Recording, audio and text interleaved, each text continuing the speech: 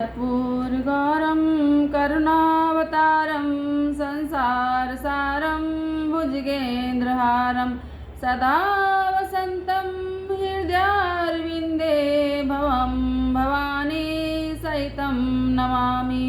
भवं भवानी सहितं नमामि। बोलो शंकर भगवान की जय। श्रावण मास मातम 17वां अध्याय।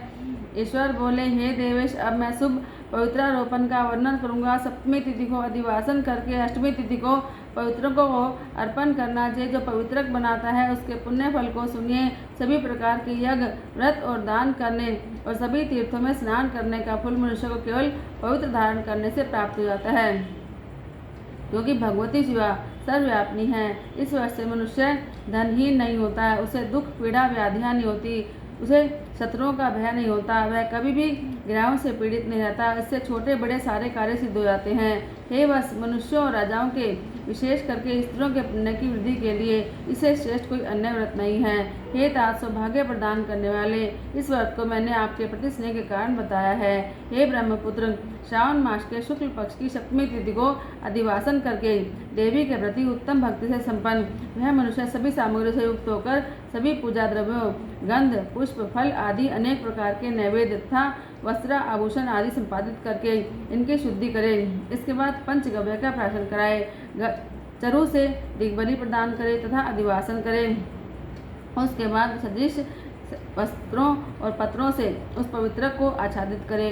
पुनः देवी के उस मूल मंत्र से उसे 100 बार अभिमंत्रित करके 100 बार समन्वित उस पवित्र को देवी के सामने स्थापित करें। उसके बाद देवी का मंडप बनाकर रात्रि में जागरण करें और नर्तक और वीरांगनाओं के अनेक विध कुशल समूहों और गाने बजाने तथा नाचने की कला में प्रवीण लोगों को देवी के समक्ष स्थापित करें। उसके बाद प्रातःकाल विधिवत स्नान करके पुनः बलि प्रदान करे। इसके बाद विधिवत देवी की पूजा करके स्त्रियों और दूजों को भोजन कराए। पहले देवी को पवित्र अर्पण करें और अंत में दक्षिणा प्रदान करें। हे बस, अपनी सामर्थ्य के अनुसार कार्य सिद्धि करने वाले उस नियम को धारण करें। राजा को प्रतनपूर्वक स्त्री के प्रति आसक्ति, जुआ, आखेट और मांस का परित्याग कर देना चाहिए। ब्राह्मणों तथा आचार्यों को स्वाध्याय का, वैश्यों को खेती का कार्य और व्यवसाय नहीं करना चाहिए। 7, 5, 3, 1 या आधा दिन ही त्याग पूर्वक रहना चाहिए। देवी कार्यों में निरंतर अपने मन में आसक्ति बनाए रखनी चाहिए। हे मुनि सत्तम, जो बुद्धिमान व्यक्ति विधान पूर्वक पवित्रारोपण नहीं करता है उसकी वर्ष भर की पूजा व्यर्थ हो जाती है। अतः मनुष्यों को चाहिए कि देवी प्रायण तथा भक्ति से संपन्न होकर प्रत्येक वर्ष शुभ पवित्रारोपण अवश्य करे। कर्क अथवा सिंह संक्रांति में सूर्य के प्रवेश करने पर शुक्ल पक्ष की अष्टमी तिथि को देवी को पवित्र अर्पित करना चाहिए। हे सनत कुमार, इसके ना करने में दोष होता है, इसे नित्य करना बताया गया है। सनत कुमार बोले, हे देवदेव, हे महादेव, हे स्वामीन, आपने जिस पवित्र का कथन किया वह कैसे बनाया जाना चाहिए, उसकी विधि बताएं। ईश्वर बोले, हे सनत कुमार, स्वर्ण, ताम्र, चांदी, रेशमी वस्त्र से निकाले गए कुश, काश के अथवा ब्राह्मणी के द्वारा काटे गए कपास के सूत्र को तिगुना करके फिर उसका तिगुना करके पवित्रक बनाना चाहिए। उसमें 308 तारों का पवित्रक उत्तम माना जाता है, 270 तारों का पवित्रक मध्यम माना जाता है और 180 तारों वाले पवित्रक को कनिष्ठ जानना चाहिए। इसी प्रकार 100 ग्रंथि का पवित्रक उत्तम, 50 ग्रंथि का मध्यम, 26 ग्रंथि का कनिष्ठ होता है, अथवा 6, 3, 4, 2, 12, 24, 10 या 8 ग्रंथि वाला पवित्रक बनाना चाहिए, अथवा 108 ग्रंथि का पवित्रक उत्तम, 54 ग्रंथि का मध्यम, 27 ग्रंथि का कनिष्ठ होता है। प्रतिमा के घुटने तक का लंबा पवित्रक उत्तम, जांघ तक लंबा पवित्रक मध्यम और नाभि तक का पवित्रक अधम माना गया है। पवित्रक की सभी शुभ ग्रंथियों को कुमकुम से रंग देना चाहिए। इसके बाद अपने समक्ष शुभ सर्तोभद्र मंडल पर देवी का पूजन करके कलश के ऊपर बांस के पत्र में पवित्रकों को रखे। 3 तार वाले पवित्रक में ब्रह्मा, विष्णु और शिव का आह्वान करके स्थापित करें। इसके बाद सुनिए, 9 तार के पवित्रक में ओंकार, सोम, अग्नि, ब्रह्मा, समस्त नागों, चंद्रमा, सूर्य, शिव और विश्व देवों की स्थापना करें। हे सनत कुमार, अब मैं ग्रंथियों में स्थापित किए जाने वाले देवताओं का वर्णन करूँगा। क्रिया, पौरुषी, वीरा, विजया, अपराजिता, मनोन्मणि, जाया, भद्रा, मुक्ति और ईशा ये देवियां हैं। इनके नामों के पूर्व में प्रणव और अंत में नमः लगाकर ग्रंथि संख्या के अनुसार क्रमशः आह्वान करके चंदन आदि से इनकी पूजा करनी चाहिए।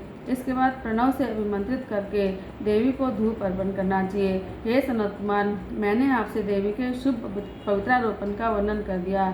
इसी प्रकार अन्य देवताओं का भी पवित्रारोपण प्रतिपदा आदि तिथियां से करना चाहिए। मैं उन देवताओं को आपको बताता हूँ। कुबेर, लक्ष्मी, गौरी, गणेश, चंद्रमा, बृहस्पति, सूर्य, चंडिका, अम्बा, वासुकी, ऋषिगण, चक्रपाणी, अनंत, शिवजी, ब्रह्मा और पितर।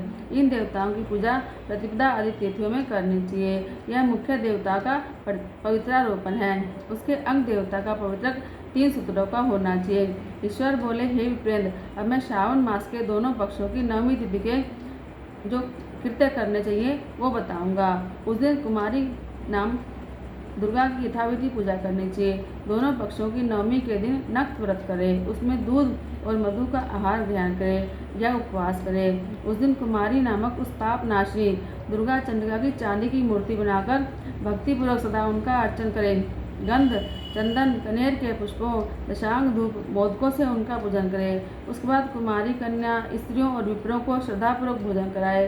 फिर मौन धारण करके स्वयं बिल पत्र का आहार ग्रहण करे। उस प्रकार जो मनुष्य श्रद्धा के साथ दुर्गा जी की पूजा करता है वह उस परम स्थान को जाता है जहाँ देव बृहस्पति विद्यमान है। हे विधि नंदन, यह मैंने आपसे 9वीं तिथि का कृत्य कह दिया। यह संपूर्ण मनुष्यों के सभी पापों का नाश करने वाला, सभी समुदाय प्रदान करने वाला, पुत्र प्रोत आदि उत्पन्न करने वाला, अंत में उन्हें उत्तम गति प्रदान करने वाला है। बोलो शंकर भगवान की जय।